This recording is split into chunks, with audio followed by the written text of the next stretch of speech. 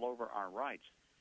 And it is a classic example of really the sort of a page out of 1984 when what things mean are the opposite of what they really are. Huckabee made his comments on Washington Watch with Tony Perkins. Walmart has voiced its opposition to the religious freedom bill in Arkansas. Tony Perkins thinks that is hypocritical given Walmart's connection with countries like China. I'm not going to Walmart.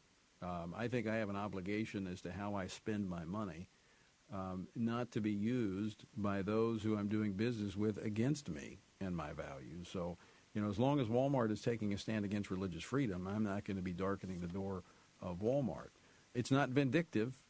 It's just the fact that I'm not going to empower those who are working against the values that I care for. And religious freedom is a fundamental freedom of which everything else we care about hinges on.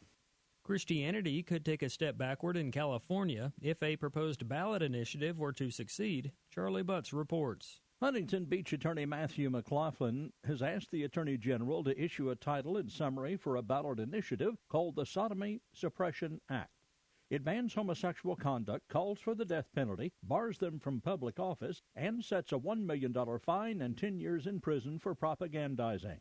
Brad Dacus is an attorney and president of the Pacific Justice Institute. All this initiative does is provide ammunition for the LGBT movement to justify their further work to isolate and vilify those of us with a Judeo-Christian worldview perspective when it comes to the issue of marriage. Even if enough signatures were obtained, Dacus doesn't believe voters would approve it. The Christian community as well as the non-Christian community in California overwhelmingly do not look at something like this seriously, and it is a hindrance and a stumbling block in addressing the real issues, which is protecting people of faith from being silenced, vilified, and harassed. If enough qualifying signatures are obtained, Attorney General Kamala Harris must put the issue on the ballot. She is asking a court to intervene, though, and give her permission to simply not bother. I'm Charlie Butts. Of the estimated 4 million people the government says are eligible for a second chance sign-up for Obamacare, only 36,000 people have taken advantage. The second chance sign-up is for people who paid a tax penalty this year for not having health insurance and do not want to pay a penalty next year when the amount increases. Consumers have until April 30th to take advantage of the special sign-up period. In final news this hour, stocks ended lower again. The Dow Jones Industrial Average fell 78 points, the Nasdaq declined 20, and the S&P skid 8. That is American Family News for this hour. For more information, including the RFRA bills and the debates in Indiana and Arkansas, visit onenewsnow.com. In this day of economic uncertainty and soaring unemployment, safe investments are often hard to find. But investing in the precious metals is the safest investment of all because gold and silver is real money. Government-printed currency is not. Call Melody Cedarstrom at Discount Gold and Silver Trading Company at 1-800-375-4188. Melody has been helping people secure their financial future for over 10 years. While others in the business claim honesty, Melody will deliver. Give her a call, 1-800-375-4188. That's 800-375-4188. Years ahead of the dominant media, FirstAmendmentRadio.com and FirstAmendmentRadio.net.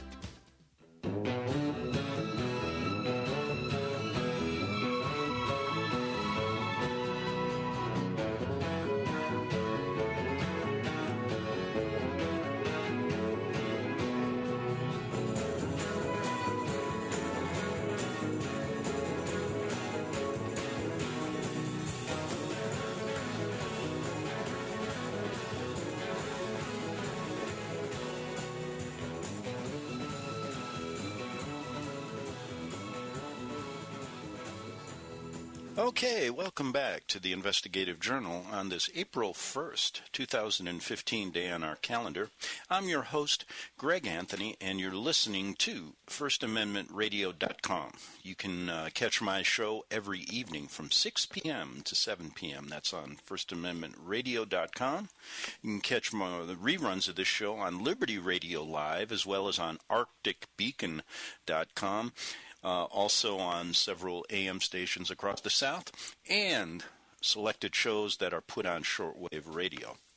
Now, over the years, I've tried to show you how people have been persecuted throughout the years, going centuries back, as well as in modern times, regarding their views about the Vatican, regarding their views about the government, and putting it all together, showing the complicity of this organization with governments around the world, and how religion is used as a means of an end, means to an end. And what I mean by that is we search out why the world is headed towards a one-world government, one-world religion. And so many of my shows talk about certain events. We've gone into how the Vatican has been involved in the killing of Abraham Lincoln, how it's, of course, many of its evil deeds covered up by the media, their complicity in this whole story, as well as other things, Hitler's rise to power with Pope Pius XII. And moving forward, we see how Cardinal Spellman was involved in our government affairs in New York. I've done many, many stories about people, New York police investigators who had pinned him to the wall on pedophilia charges, etc., and how those are covered up and never justice is served. Not only that, we've talked about many other things. We look at Christian ministries like the Tony Alamo Ministry, like at Waco, that have been basically targeted by this organization, the Vatican-led New World Order. And we've gone in depth on many, many stories showing these connections. And each time I do one like that, I say that every time that I do a show, I try to basically say there has to be a purpose for what I'm doing. And the purpose of each show differs. Some are centering on certain specific issues. Some basically talk about events that have occurred in the past, and then we work our way to the future and show this connection. And the purpose of the show today is to encourage people to research what we talk about on this show more. And how to do that, I think what I'm going to do, instead of centering on one particular story, like taking the Tony Alamo Ministry, you can go to my website or you can go to all my past shows and get, I've documented that story quite well, I think, to give you the other side of the story that the mainstream media basically has given the other side of the story with him and has basically convicted him even before he had a trial. And when I covered that trial, it was worse than a kangaroo court. And I said, the poor kangaroos don't even want their name affiliated with that trial. And so you can get all those shows. In fact, there's several YouTubes up on his shows on the story about the Alamo Ministry. That if you check YouTube, you can find them, and that'll give you a good overview of what's going on. And then you can go back to some of the other shows that go in depth in some of the topics related to that case. But the real key here is it all began for me when I decided after college to become a journalist, and I'll tell you what, it was a good and a bad decision, as most all decisions in life are. But looking back on it, I probably wouldn't have done it any other way, because I had this idea. I wanted to learn things, and I wanted to find things out, because I had this idea that I wasn't really taught the right things in school. I mean, school to me was basically, okay, let me get my degree and get the hell out of there. But anyway, as I continued as a journalist, a print journalist, at a time before the internet, I ended up in Rome, Italy, and my education regarding this subject that we talk about here began right there. And I learned basically just by being in the right place at the right time what this Vatican organization is all about. And so I bring a little bit of personal experience to this story, as well as a lot of years of researching this searching out what other people have found out throughout the course of history.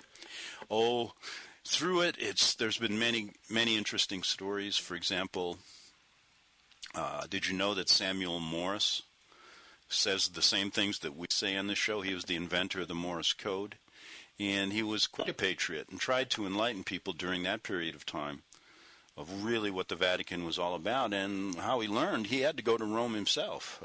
He didn't fly over in an airplane back then. He had to take a ship. But the point is, through that story, I talked to some of his relatives who still, to this day, have a Christian ministry, and they told me they had been persecuted for their views as well. So I kind of think we're on the right track here.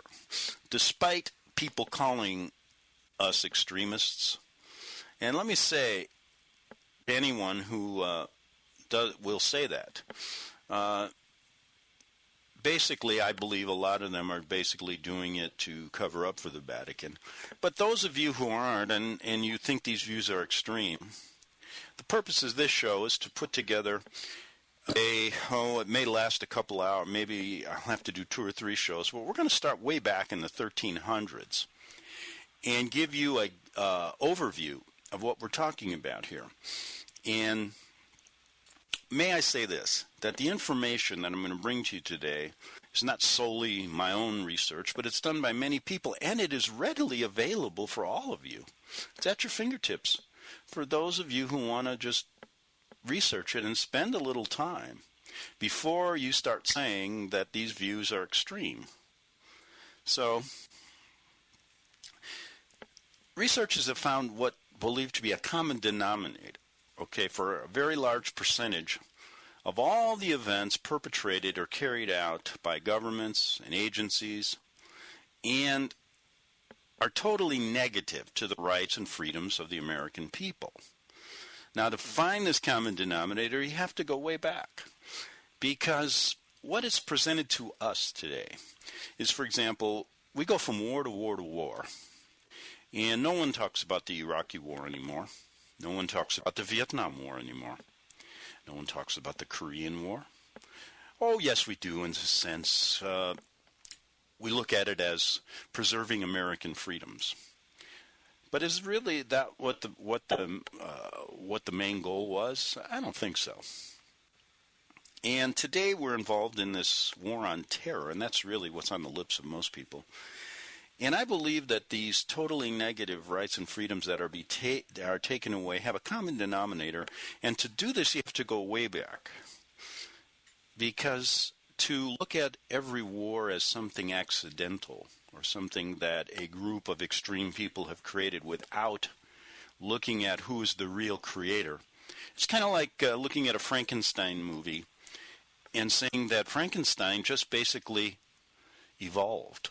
Looking at that movie, there has to be a creator, wasn't there? There was a Dr. Frankenstein who put this monster together. And basically, I believe that the common denominator and this Dr. Frankenstein in this story begins in Rome. And the reason I say that is because they've been around a long, long time and are still around, doing the exact same thing in different ways today. And so, to do this, I believe this Dr. Frankenstein has been responsible. This Roman Dr. Frankenstein, along with its minions who work together with them.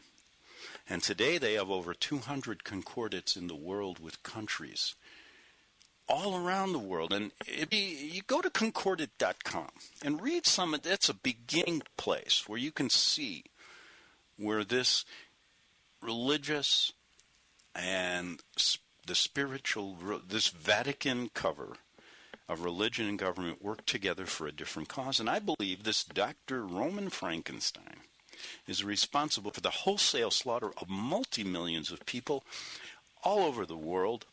Millions of people today being displaced, homeless. Look at what's going on to the Yazidis. Do you even know who the Yazidis are in Iraq? Or they're in that Middle Eastern part of the world, and how they have been basically they're on the verge of being genocided for their religious views. And at the hands of ISIS. And I believe that this Dr. Frankenstein has put this together again, just like they've done in the past. This Dr. Frankenstein was responsible for the Dark Age Inquisitions. Yes, today we hear the pundits like Bill O'Reilly and all these guys. He's their puppet on the right. We have the puppets on the left talking, and then we have our comedic puppets. Like on the Daily Show, etc., etc. And most of them, when they look at this problem now of ISIS and the Muslims, they refer to the Crusades. But they don't refer to the Vatican's Inquisition on Christians, which killed just as many people. And this Dr. Frankenstein was responsible for the Dark Age Inquisitions and the period leading up to and long after the founding of this country. Yes, they were involved in the formation of our country and had their puppets, our founding fathers, working with them for a hidden agenda. And that is evident by the signs and symbols that are all over this country. Now, let's go way back, though, if you have the ability to really think in these terms, because I really think it's important. And I'm only going to give you bullet points here so that you can do some research on your own, because each one of these centuries that we talk about merits many, many books many books have been written about this monster that was created by Dr. Frankenstein in Rome. But many have been hidden now from us, or burned, or thrown away, or just manipulated and changed, so that this monster could continue to operate. Well, the zeal for the discovery of new territory from Europe began in modern times, and we're talking about modern times being the 15th century. And the first navigations for this purpose were concerted and directed by Prince Henry, born in 1394, the first son of John I, King of Portugal. And if we look at the assault and capture of a city called Ceuta, C-E-U-T-A, in Africa in 1415, was one of the first. And from this period, he devoted himself, and we're looking at these expeditions from Portugal and to naval expeditions for discovery of unknown countries. These ships, they went to diverse parts of Africa, neighboring islands of and they wanted to bring this under the dominion of guess who. And after this success, of much land that he discovered, he applied to Pope Martin V to ratify much of what he gave. He engaged their expeditions, the Pope being involved in this, and mainly in the view that the extension of this Roman Church and authority of its pontiff. So they were involved in this in the beginning. Now, Pope Martin granted the prince's request, of course, in his bull of ratification, which was about the year of 1430. It declared that whatever might be discovered from said cape to the utmost part of India should pertain to Portuguese and the dominion of the Pope. And so here we see, even in those years, how the Vatican worked together with governments. Now their aim was to basically what? Take over these countries. And in the sense, to do that, what did they have to do to the people? Well, we know what happened. And instead of going into some of the, persecutions that went on, it's amazing how many people were killed in the name of religion at this point. And how many slaves were captured and taken with the blessings of the Catholic Church. Catholic priests dealing in African slave trade is testified to. There have been poems written about it. Look up J.G. Whittier's poem called The Christian Slave. It's quite interesting. And so for those of you who think, so we've done many stories on the piecemeal, on a piecemeal nature, talking about the slave trade that the Vatican was involved with when they started to take over the countries around the world, and how they would have, we all know about the massacres in South America and etc. on behalf of Christianity, and that term is, we should say Roman Catholicism, or Dr. Frankenstein, because Christianity gets a bad rap when it's mingled, that word is used together with Rome. But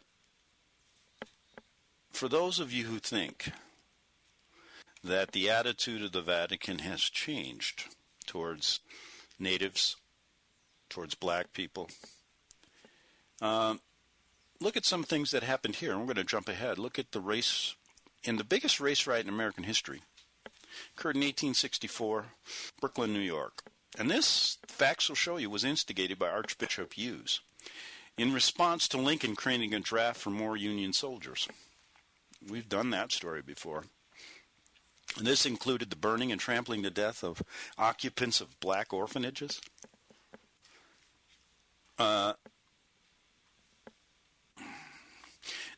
even, this is a fact that goes untold. When the U.S. Army occupied Rome during World War II, Pope Pius XII made it clear to American generals there were to be no black soldiers garrisoned in Rome. And over 95% of St. Louis, New York City, Chicago police are Knights of Columbus. Bear this in mind when reviewing the facts of Malcolm X's murder by the Chicago police. Every shot fired in the apartment was a fully automatic weapons used by the police. Oh, that was amazing. Every unarmed black being shot in New York City by police is a working immigrant. Remember, Special Forces Group snipers have been giving weapons trained and illegally selling weapons to the KKK in Alabama. And it goes on and on and on. Entire tribes. We've talked of American Indians, Canadian Indians were annihilated under the direct orders of these brown-robed butchers. We look back to Coronado and his Spanish conquistadors flying the flag of the Pope, not to mention the Aztecs and the Incas of Mexico, Central and South America, Cuba, Haiti, Grenada, Guam, Philippines, with the likes of people like Almagro, Cortez, Pizarro, Valverde, de Mesa. Who do you think they were flying their flag with? Sepulveda, Vega, Christopher Columbus, robbing, this is robbing people of their wealth, killing them. In 1960, for example, you could read any books detailing Vatican Jesuit atrocities throughout the European Middle Age, Dark Age of Inquisition. But since 1960, there has been a systematic removal of publications. Because after people on different web pages, like one called Forbidden Knowledge, and then you go to other places that have documented this stuff, and I'm taking some information from that website.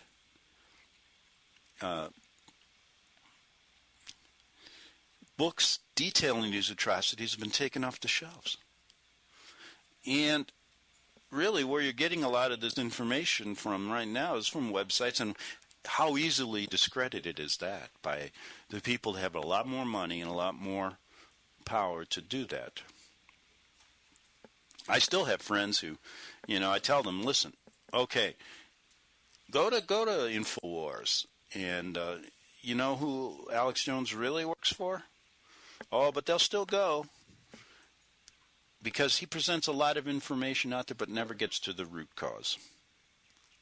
And to me, that's taking you down the wrong path. But most people will believe him over others that bring this story to you because he's bigger. And bigger is better in America, right? Now,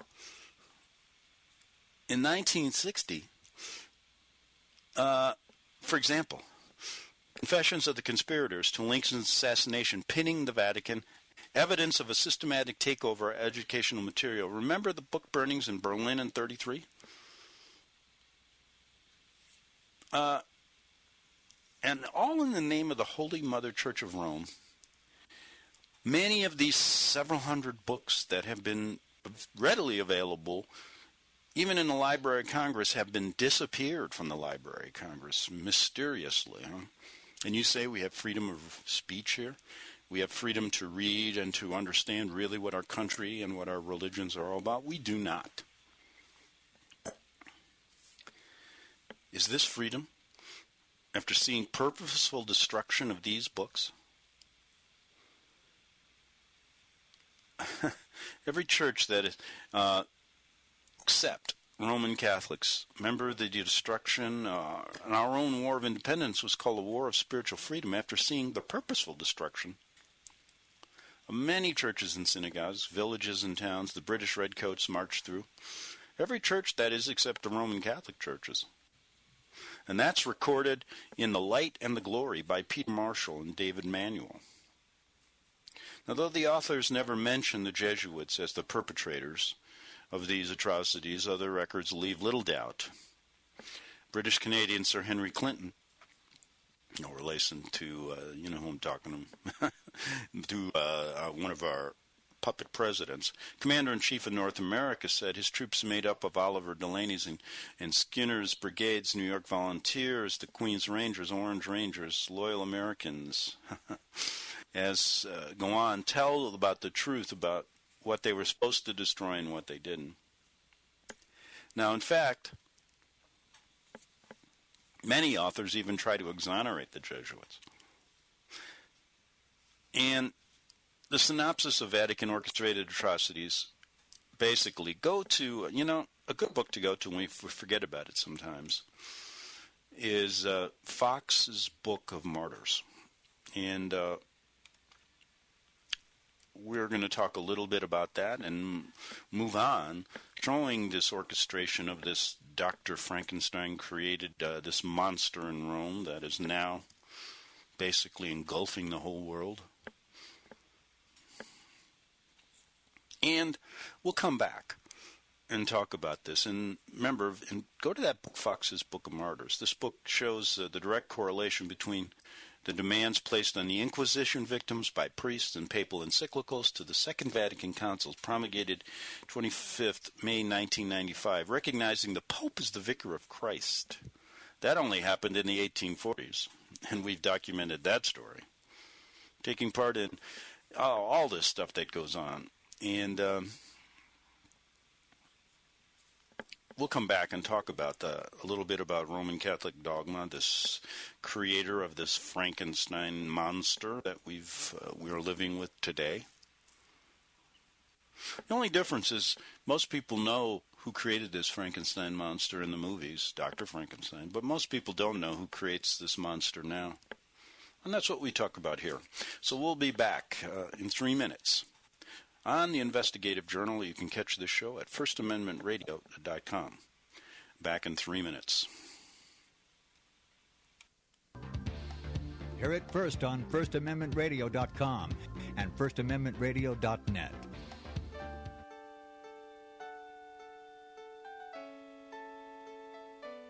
The program you are listening to is 100% sponsored by you, the listener, on this First Amendment Rights Media channel. You will notice that there are few commercials on this radio network. There's a good reason for that.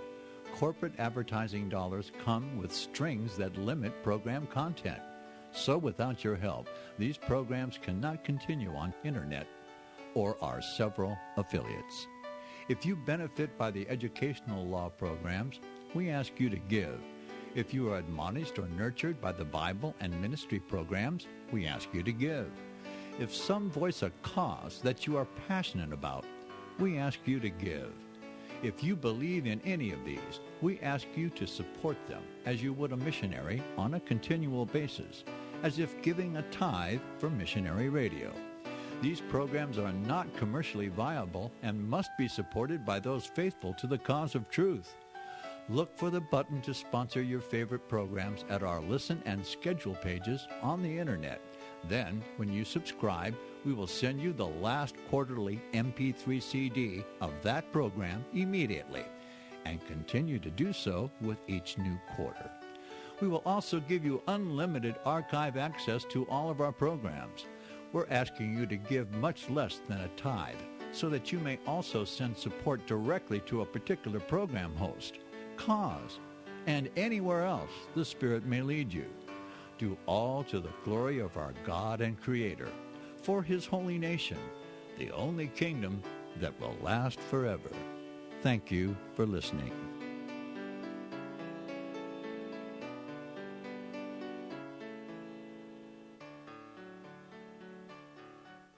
Gold and silver is tremendously undervalued. Global demand vastly exceeds mine supply by more than 60% annually. There is little in the financial world more certain than a coming explosion in the prices of gold and silver. The U.S. dollar continues to lose value and respect as the world's reserve currency. Our nation faces challenges on many fronts, and a day doesn't pass without another economist bringing forth warnings of impending economic calamity. There has never been a better time than right now to acquire physical gold and silver. Discount Gold and Silver Trading was founded on the principles of truth and honesty.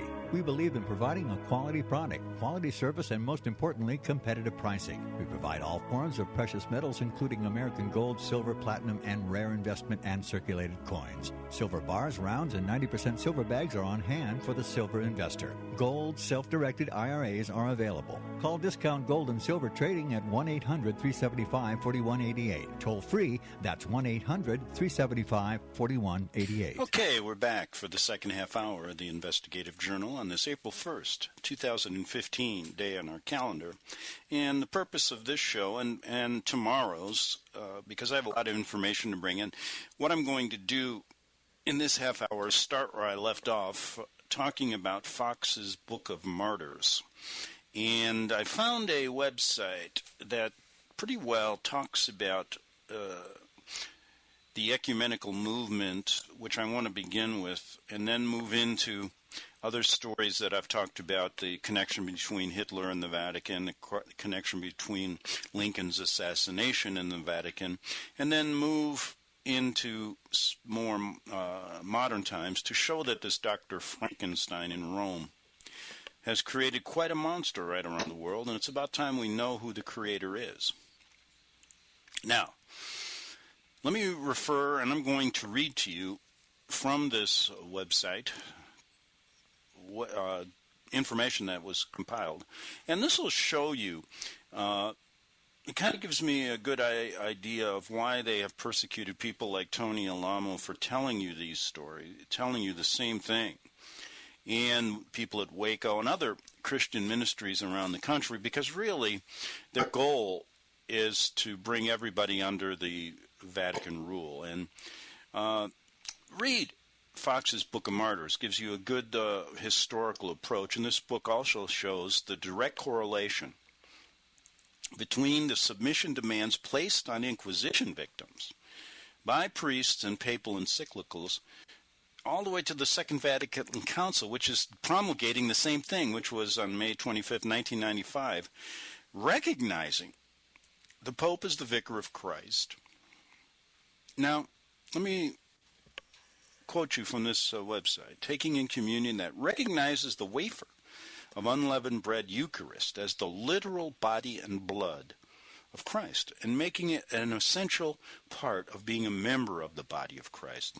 For this to be part of Roman Catholic dogma is of no consequence, but to say that the Roman Catholic Church, the Vatican, has not only the authority, and this is what they tell you, but the obligation and duty to God to apply it to every person of every religion that has been baptized in Christ's name, willing or unwillingly, and that the sole purpose of the Vatican and its ecumenical movement is to bring about this end, is to expose the fact that the Vatican has not changed its dogma since the Inquisition. It's not changed its stand, its purpose, its methods, hasn't changed from the beginning of time. Now, when we look at this, here are a few paragraphs that from the Vatican's own words. We can now ask how much further we must travel until the blessed day when full unity in faith will be attained and we can celebrate together in peace the Eucharist of the Lord. Pretty neat little words, right?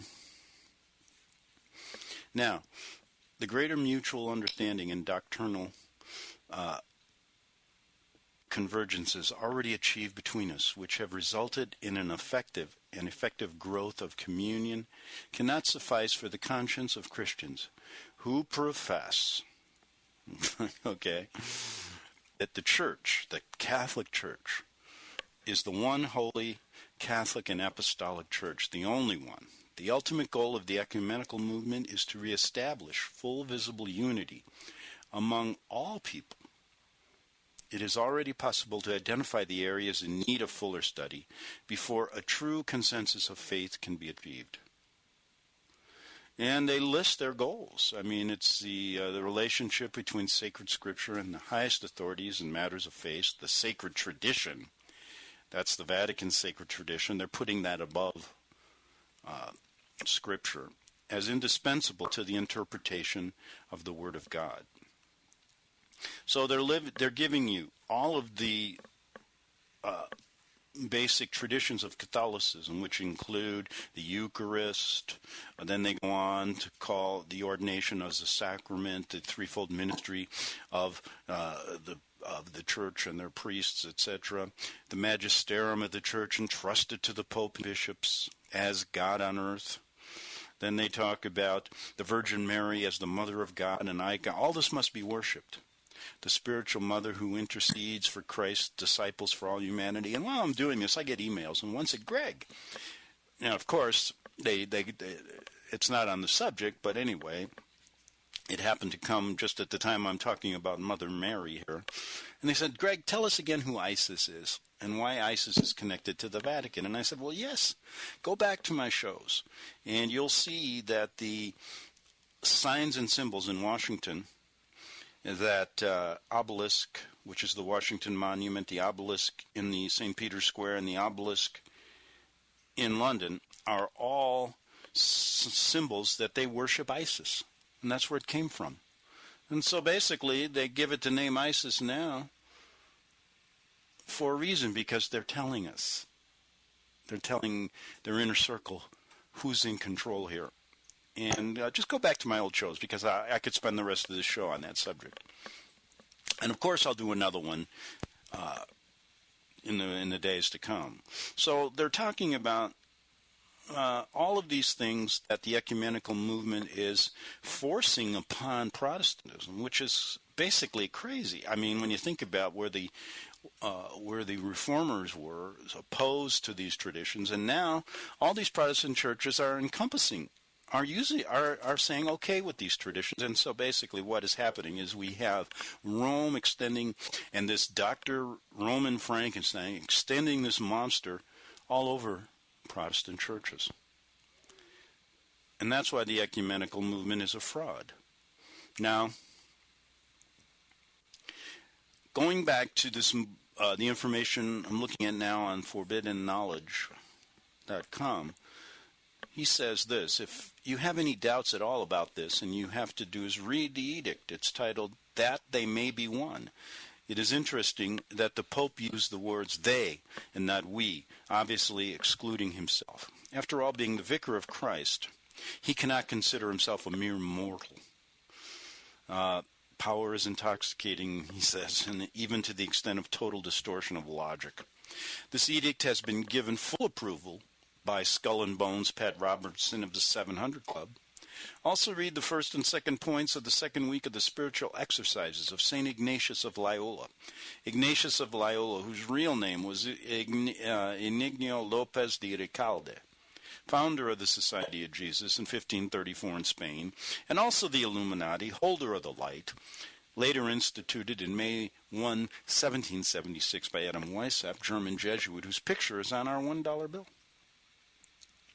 At Ingolstadt University, where he was professor of canon law, under the direct orders of the Black Pope, who was a member of the Masonic Lodge of Europe, and in all likelihood was picked from the House of Rothschild and financed by the House of Rothschild. And in 1777, Weishaupt was initiated into the Masonic Order, Lodge of the Good Counsel in Munich, to infiltrate and control it. At the Masonic International Congress in July of 1782, the Masonic leaders received Illuminati indoctrination. The U.S. branch of the Illuminati might as well be is called the Council on Foreign Relations, of which U.S. Supreme Court judges Ruth Bader Ginsburg, Stephen Breyer, Sandra Day O'Connor are members. Clinton, Bush, Newt Gingrich, all the rest of them, the Trilateral Commission, and the Skull and Bones of Yale University. Ricalde, and it was Loyola, was also a crusader, Vatican army that raped Israel and most of Europe. In the Dark Age Inquisitions, interlocked Illuminati fronts are United Nations, the Bilderberg Group, the Club of Rome, Royal Institute for the International Affairs England, Trilateral Commission, and the Council on Foreign Relations, to name a few. Now, it's interesting to me. When all of these presidents that flock to Rome now in our lifetime, it's interesting. Most of them go in there. There's a picture taken under the picture of Ignatius Loyola. Now, to most people, it has no meaning. But to me, it has great meaning because these spiritual exercises that he instituted are daily rituals for Jesuits. Now, you can get these copied through the internet, but let's look at a couple items.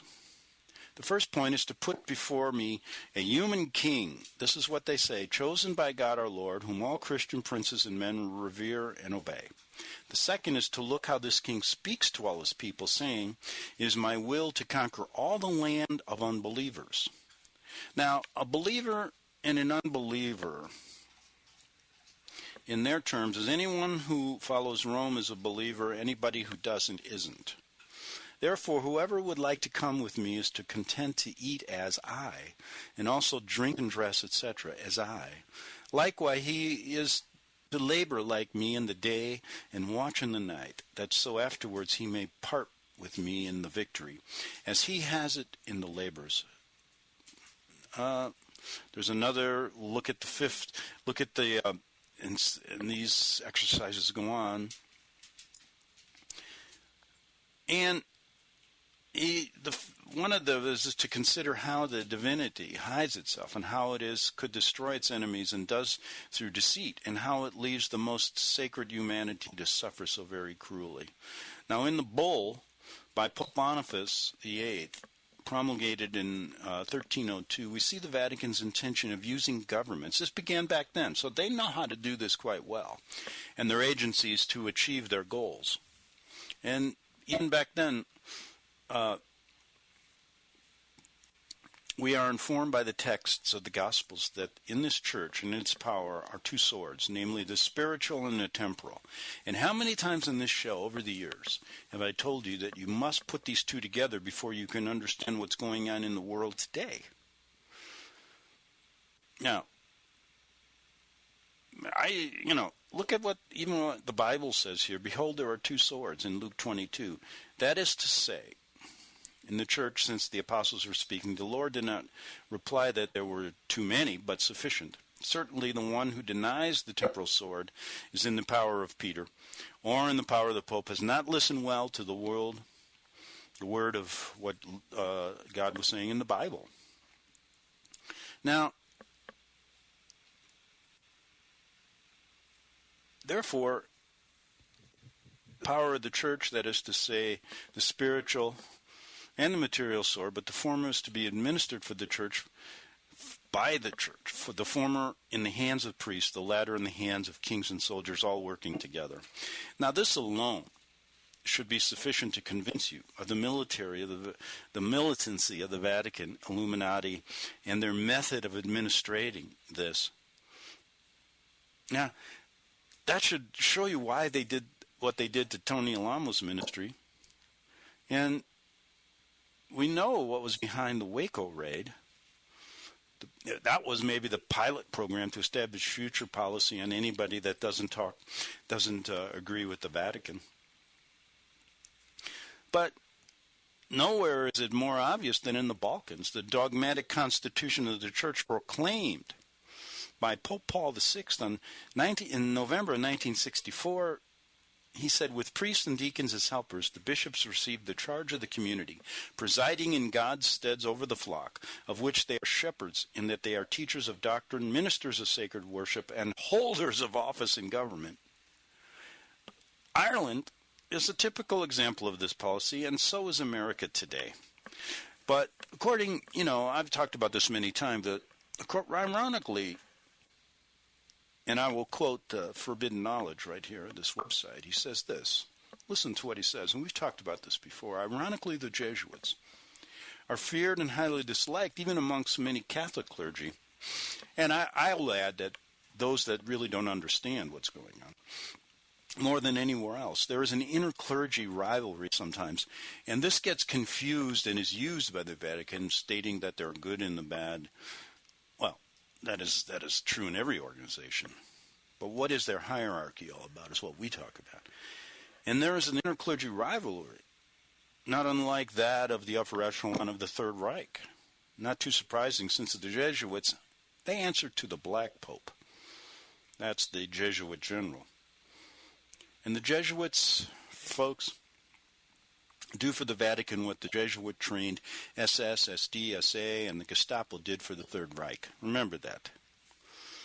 Franz von Papen, Jesuit Hitler's mentor, Chancellor of Germany, and the first Vice-Chancellor of the Third Reich, stated in his book, in my conversations with Hitler, Hitler has put into practice the high ideals of the papacy. This statement was made in reference to the death camps. As Chancellor von Papen's first act was to dissolve the Reichstag. His second was lifting the ban on Hitler's brown shirts. He then integrated Catholic youth groups into Hitler Youth. And I think the same policies are taking place today, setting the stage for Hitler and the Third Reich to move into power. Mein Kampf, many researchers will say, was written for Hitler by a Jesuit priest named Father Stampfel. As papal nuncio to Germany, Archbishop Eugenio Pacelli, who became Pope Pius XII, worked with Germany's Illuminati bankers, an industrialist, I.G. Farben, many connections to America, preparing the way for the Third Reich to move into power. You see the orchestration of these elites creating that enemy even back in Nazi Germany, and then, of course, we were on the supposed good side of this. You have to have two conflicting enemies all the time. Those of Jews were hidden in the Vatican. Thousands of them were hidden there as a precaution in case Hitler lost the war. And the Pope could then say, look, I've even protected them. But we know that the Vatican even entered into a concordat with Hitler. And at that time, Cardinal Secretary of State Eugenio Pacelli on July 20th, 1933, as he did with Mussolini, Franco, and Salazar. Isn't it? None of this is a secret. And when I say the Vatican's, although they'll sign concordats with any government, no matter if it's fascist or democratic, their government of choice is fascism. But their attempt to seduce Hitler into extending the provisions of that court to include every country he raped and pillaged is not so well known, but is recorded in Hitler's own words in his book, Hitler's Secret Conversations. And he said, and this was that, I've shown myself unresponsive to the attempts of the Vatican toward the extension of the provisions of the Concordat to embrace the newly acquired territories of the Reich. The Saar, Bohemia, Moravia, etc., a large part of all these countries, in fact, no relations with the Roman Catholic Church, which are supported by formal international agreement. The attitude of the Bishop Von Galen affords just one more argument in favor of terminating the Concordat after the war, substituting for it a regional regulation and immediately withholding from the Church the financial support at present guaranteed by it through that treaty.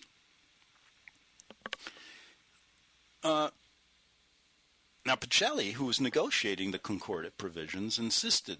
Now, what is a priest doing here? This sounds more like a government, which they are in themselves, a big, huge, monstrous Frankenstein government, I call it, even though they're situated in this small little country of 108 acres, right in the heart of Rome. And they have their own laws. It's amazing. Pacelli, negotiating the Concordat, insisted the German state, within the dictates of the Concordat, be bound by any and all proposals of the local bishops regarding teachers of religion, and that the state would be obliged to fire such teachers if the bishops so demanded. So they're controlling this country. And they're trying, and if you look what's going on here, it's the same thing. Meanwhile, the state would be required to meet all financial obligations and at the same time guarantee the application of canon law to the faithful. How about this? Bill Bennett, at one time, and his Jesuit brother Bob, they were senators from Utah, are known operatives in CIA, MK Ultra, Project Monarch program, extreme trauma-induced multiple personalities and mind control, sex deviates and pedophiles, self-professed Jesuit, Secretary of Education under Ronald Reagan, propagator of outcome-based education, stated all children should be taught by Jesuits. This was stated back when Ronald Reagan instituted diplomatic relations, again, formal diplomatic relations with the Vatican, meaning they have an ambassador now and their own little papal nuncio in America. And those relations were severed ever since the killing of Lincoln, when our representatives and people understood the Vatican was involved in this. And then we call Reagan one of the best presidents we've ever had. Now, it becomes apparent that the chain of events of influence, according to ForbiddenKnowledge.com, and according to many, many other researchers, that certain people directed Hitler's life were all from the Roman Catholic and Vatican people. Leo Pot, look at this, Real Potch, his Catholic teacher. Mein Kampf, written for him by Jesuit Stample. His recruitment into the Thule Society, 1919, totally racial, religious, ethnic-based, and anti-Semitic satanic cult. Read The Occult in the Third Reich, as stated in the Illuminati Outline of History. Of all of Hitler's inner circles were members of Himmler, Goebbels, and Hess. Still good were all Catholics, which were among the thousands of Nazi and Ustashi fascist war criminals smuggled to Argentina, Bolivia, Paraguay, Australia, Canada, and the U.S. More than 10,000 plus by Vatican, using forged documents, the Vatican rat lines, with Vatican seals on them, on stolen Red Cross travel cards with Vatican visas. The mass evacuation rat lines being coordinated by a small cabal of Vatican officials. This has been documented, folks. Such as, look at this cabal. Who were some of these people? Giovanni Montini, later Pope Paul VI. There's a guy named Hubel, and Dracanovich worked with U.S. Army's counterintelligence, organizing the escape of Gestapo heads. So we have this small group of people working together with the Nazis to get them out. While we're told there was the Nuremberg trials going on. And one of the things I always mention, during these Nuremberg trials, one big key to this whole story is a Jesuit priest, and you don't hear much about this guy unless you go to some of my radio shows. Somehow he's overlooked. His name was Father Edmund Walsh. Now, who is Father Edmund Walsh? He was a Jesuit priest who founded the School of Foreign Service at Georgetown University, a Jesuit university, which coincidentally is right next to the White House. And you'll see that Walsh was given an assignment to be the observer and basically the controller of the Nuremberg trials. Why would they send a priest there to control the judges? And the reason is his job was to keep out all of the information that would pin the Vatican's to involvement in the occult and the Third Reich, and as well as to smuggle out the real perpetrators. And to basically continue this fascist government, so the underground government in America. And Walsh, he was honored by Dwight Eisenhower. They still have a page on him on Eisenhower's website. And when you start looking into his life, he was nothing more than an undercover agent. And he worked together with me. He was very instrumental in putting the deal together with the Western money to get Stalin into power during the Bolshevik Revolution. And we've talked about Father Edmund Walsh. Look into his life. And I've tried to contact Georgetown years ago, and they don't really want to talk about this story. He's considered the great educator. And to this day, most of our foreign diplomats are trained at Jesuit Georgetown. That should tell you something. Anyway, let me check the time. Oh, we're just about out of time. 4 seconds. Glad I did. We'll be back tomorrow with more information on the Investigative Journal.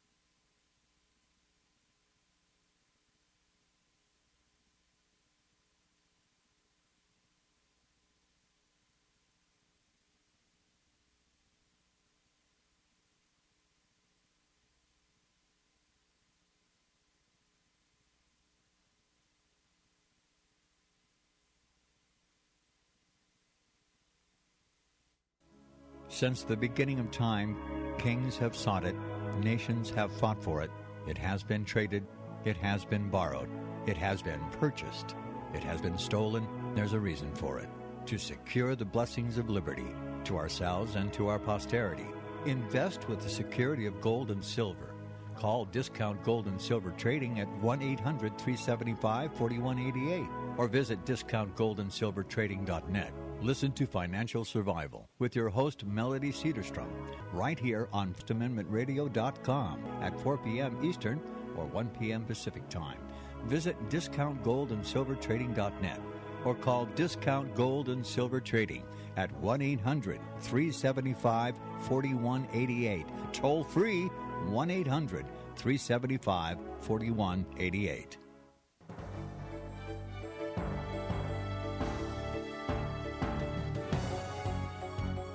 American Family News, I'm Chris Woodward. Secretary of State John Kerry will be staying in Switzerland at least until Thursday. U.S. officials say there has been enough progress in the talks with Iran on its nuclear program to extend the talks for another day. The initial deadline was Tuesday. For nearly a week, Iran and 6 world powers, including the U.S., have been discussing what an initial understanding should look like. 35 members of Congress have come to the defense of an embattled Navy chaplain with a decorated career of service. Chaplain Wes Motter has been threatened by a Navy official with career-ending punishment because he expressed faith-based views on marriage and human sexuality in private pastoral counseling sessions. Now some lawmakers have intervened by sending a letter to Navy officials urging them to protect the religious freedom of Mater and other chaplains. Liberty Institute attorney Mike Berry is defending Chaplain Mater and says the message is clear. That Congress intends to hold the Navy and the United States military, for that matter, accountable for the laws that they're bound by. Berry says it's encouraging that congressional members are stepping up to the plate. We have members of Congress that are actively reminding the military of their constitutional obligation to provide for free exercise for our service members, and they don't have any intention of letting the military get away with it. Berry wants the Navy to remove threats of punishment against Mater so he can continue to do his job as a Navy chaplain without fear of retribution. I'm Bill Bumpus.